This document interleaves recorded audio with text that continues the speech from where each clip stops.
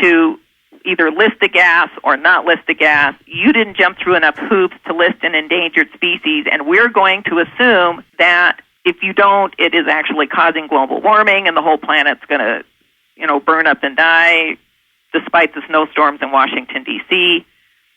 And so they're using these procedural requirements in the Clean Air Act, the Clean Water Act, to enforce their agenda on global warming, because the courts simply can't rule on does global warming exist or not. They just make the assumption based on a procedural violation.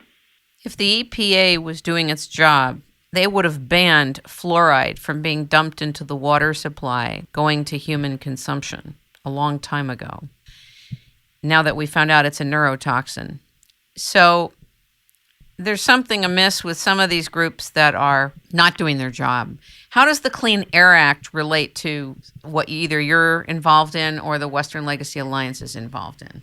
Well, the Clean Air Act requires, the Clean Air Act's got lots of pieces, but one of the pieces required that the EPA do certain rulemaking processes to consider certain gases and whether they're harmful or not. These processes all have time frames, and the litigation stems around not whether the gas is substantively harmful, whether there is substantively or scientifically a problem, but whether the decision was made in 90 days or 120 days or whatever the specific area of the statute requires. And what the environmental groups, when you read the complaints, especially in California from these environmental groups, what they're saying, that the complaint isn't just, you violated a 90-day time frame, you should go back and make your decision in a certain time frame. The complaints are very long, and they say, we're assuming global warming is happening. We're assuming because you aren't jumping through these time frames that the planet is all going to die. We're assuming that species are going to die, and therefore that's why you have to follow these time frames. When the time frames really have nothing to do with that, the time frames are simply requirements by Congress, because I don't think Congress had any idea how complicated and difficult it was going to be to balance the huge amounts and fast-growing amounts of science that is out there. So what is your call for? What would you like to happen now? I think the first level is we have to really look at the attorney's fees payment, because quite frankly, I'm convinced that part of the reason groups like Center for Biological Diversity and Wild Earth Guardians even exist is because they can make money suing the federal government. And I think if we can limit this huge source of funding to these groups, that we're going to see less litigation. And if the federal agencies can spend less time on litigation, they may be able to spend more time making good, substantive decisions and doing the things that Congress really invited them to do. But at this point, these groups or these federal agencies are so tied up in litigation because they get sued over everything that they don't have time to do their job. And I'm as critical of the federal agencies as anyone. I think they waste a lot of time, and I think that the bureaucracy is way too big. But I think this huge mass of litigation and filing lawsuit after lawsuit over totally frivolous things is just compounding the problem and making it worse. So what would you like to have happen? Give me the touchdown context. What is considered a touchdown with regard to the scope of your work and Western Legacy Alliance? What manifests that stops this? Give us the particulars. There are really four things that we are looking for. First, we are looking to introduce legislation to get a good accounting of the attorney's fees so that the public, not just the bureaucrats, but the public can search and look and see where their tax dollars are going. Once they get that, I think that will lead to more accountability, because there are huge, huge numbers of lawsuits that are settled by the middle bureaucracy of the Justice Department. And I don't think it matters what president is in charge. I don't think it matters who is running things. this middle group of bureaucrats seem to have a lot of control over what tax dollars are being spent where. And I think we have to start making those people accountable, because right now the middle bureaucracy is accountable to no one.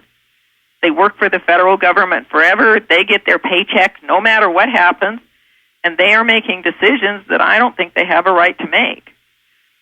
I think we need to then equalize the playing field. Under the Equal Access to Justice Act, if you're a private individual or a company and you're worth over $7 million, you have absolutely no ability to apply for attorney's fees, regardless of the circumstance. But if you're a, quote, nonprofit organization, you can get attorney's fees. And so you're seeing groups with a net worth of way in excess of $7 million. The Sierra Club is a very good example. They can get attorney's fees. But a private company or a private individual cannot.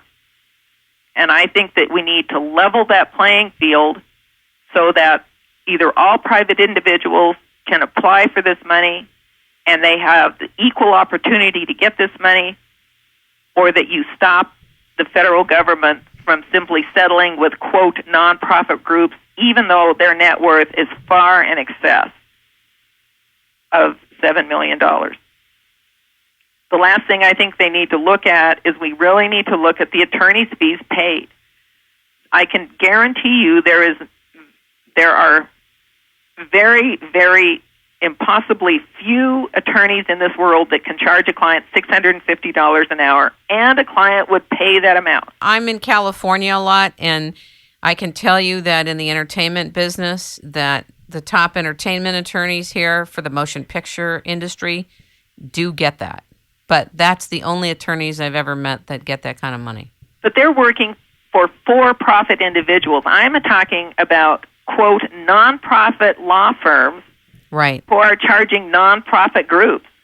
They're not getting $650 an hour. But that's what they've requested from the federal government. And once the group gets the money, there's no proof that they ever spend it on the attorneys. I think the money is going into their pockets. The truth is, I think that they are absolutely as capitalistic as I am. I just admit that I am a capitalist, and these groups don't. They hide behind this, I'm trying to save the environment stuff, when not one single dime of this taxpayer money is going to on-the-ground projects that actually help the environment. The money's just going into more and more litigation, which is going to sometime sink the system, because we simply can't handle this number of frivolous lawsuits. Is there anything else you'd like to say today? I think the most important take-home message for your listeners and the people that read your blog is that we need to demand that our congressional leaders at least require transparency and openness with regard to how they're spending our money. I mean, we are living truly on borrowed money. You look at the national debt, you look at the deficit. You know, we're leaving a huge mess to our children. And, you know, while I realize that $43 million in attorney's fees is not the trillion-dollar deficit, but it's certainly a start. And the American taxpayer needs to demand reform and change so that we have a country and a constitution to leave to our children.